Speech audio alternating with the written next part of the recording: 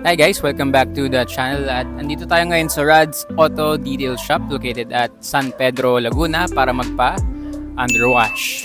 Sobrang okay dito sa Rad's, malaki-laki yung pwesto nila.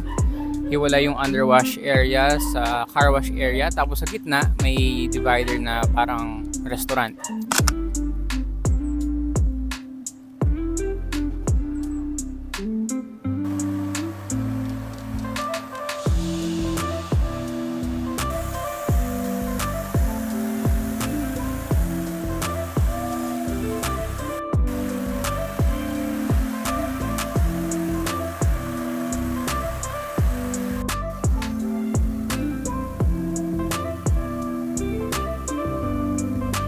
So, ilang beses na ako nagpapa-car wash dito, ilang beses na ako nagpapa-underwash.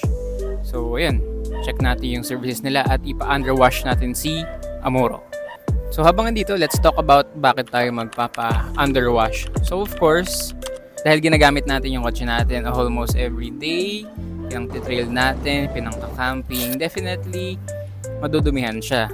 Then, syempre, pag madumi, pinapa-car wash natin. But, not every time na nagpapa-car wash naman tayo is nagpapa-underwash tayo. Nagkakaroon din yan ng build-up ng dirt, grime, and other particles. Kung saan ka pumunta, putik man yan, buhangin, lahar, or what. And that could cause corrosion or kalawang sa under chassis ng kotse natin. So, syempre, kaya natin siya ipapa-underwash para luminis and malesen yung chance na magkaroon tayo ng kalawang underneath. So, dito sa Rad's, subok na natin siya. This is my third, fourth time to get an underwash from them. Gustong-gusto ko yung service nila dito aside from other car washes kasi dito may lift talaga sila. Then, so parang mabusisi yung mga nag-underwash sa atin. So, lalabas na ata si Sir. Tayo na ata ang isasalang.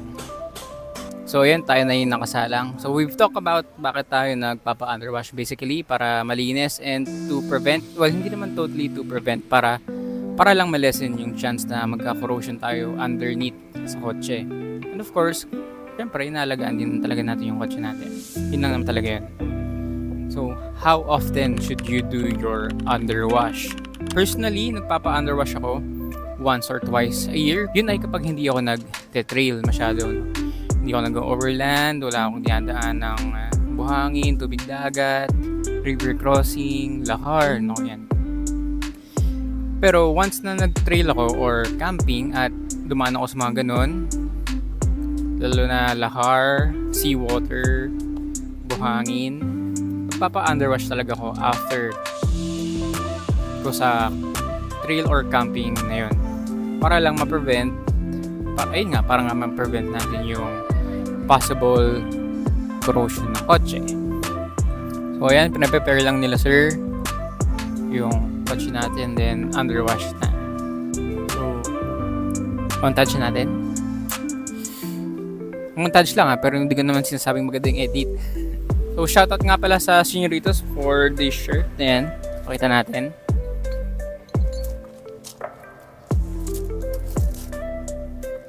So, ito yung white shirt nila.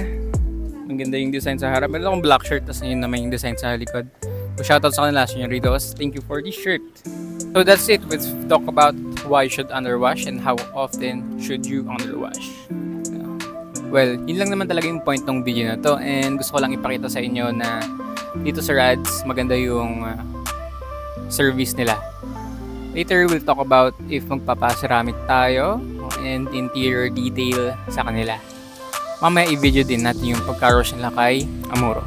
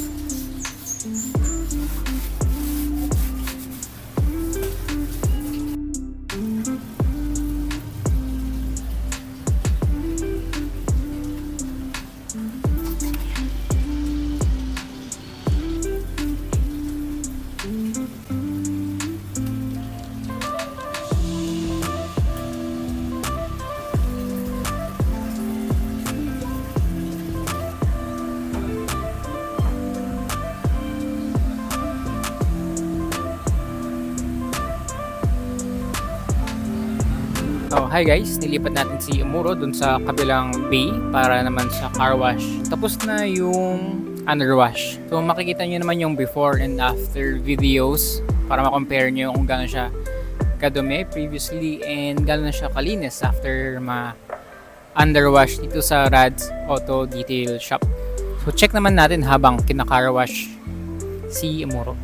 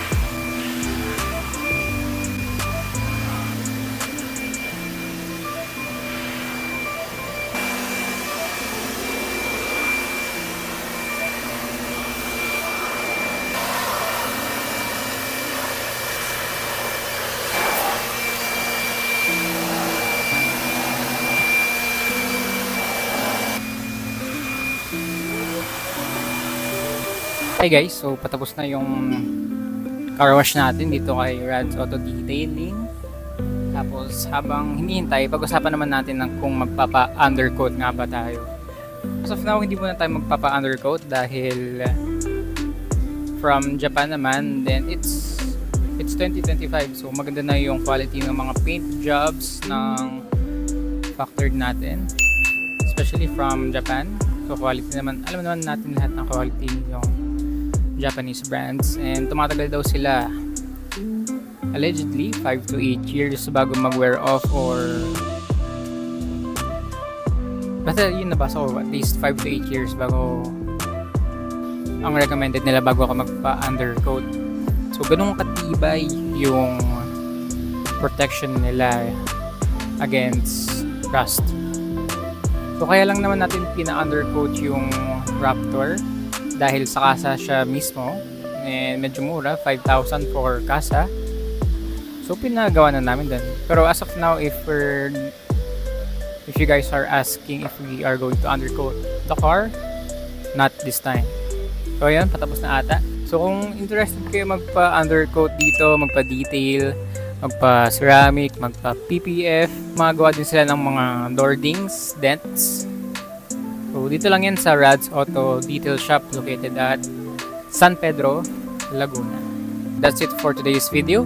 So guys, like this video, like and subscribe, and see you guys in my next video.